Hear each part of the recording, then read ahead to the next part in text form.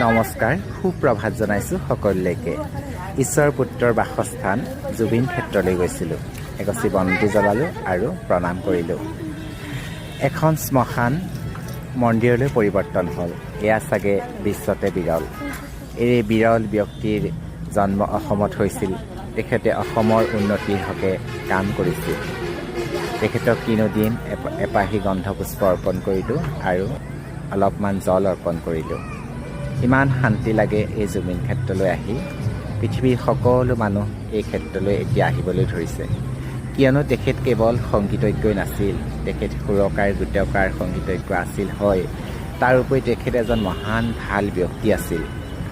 তেখেতৰ আদৰ্শৰে আমি অনুপ্ৰাণিত হ'ব লাগে, কাৰণ তেখেতে মানুহক ভাল পাইছিল। কোনো জাতি ধৰ্ম নিৰ্বিশেষে সকলো মানুহকে মানৱীয় দৃষ্টিভংগীৰে চাইছিল আৰু কোনো বয়সৰ কথা নাই, সৰু ডাঙৰ সকলোৰে লগত মিলি আছিল।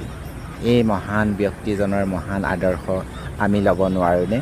তেখেতক জীয়াই থাকোঁতে মানুহে আচল প্ৰকৃত জুবিন গাৰ্গক চিনি পোৱা নাছিল, মৃত্যুৰ পিছতহে চিনি পাইছে।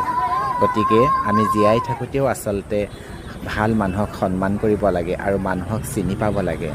মানুহক চিনি পাবলৈ আচলতে নিজক চিনি পাব লাগিব। মই কোন? আমি আচলতে মানুহে মানুহৰ দৃষ্টিভংগীৰে সকলো মানুহকে চাব লাগে আৰু সকলো মানুহকে সমান মৰম দিব লাগে। সকলোৰে ভাল হওক তাকে কামনা কৰিছোঁ। জুবিন ক্ষেত্ৰলৈ আহি বহুত সুখ অনুভৱ হয়, শান্তি অনুভৱ হয় আৰু সকলোৰে ভাল হোৱাটো কামনা কৰিছোঁ। চাওকচোন, এই ক্ষেত্ৰলৈ পৃথিৱীৰ দেশ বিদেশৰ সকলো মানুহ আজিকালি ইয়ালৈ আহে আৰু তেখেতক স্মৰণ কৰে, প্ৰণাম কৰে। কিমান যে ভাল লাগে, কিমান ভাল কথা।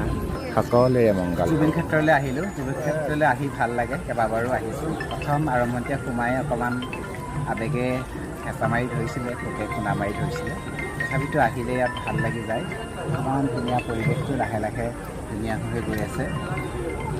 বহুত শক্তি পোৱা যায় এই ঠাইলৈ অহাৰ।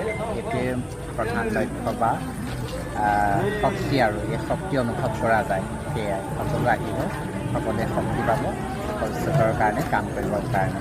স্বাস্থ্য ভাগ্য কৰ্ম সকলোৰে ভাল হওক তাকে কামনা কৰিছোঁ।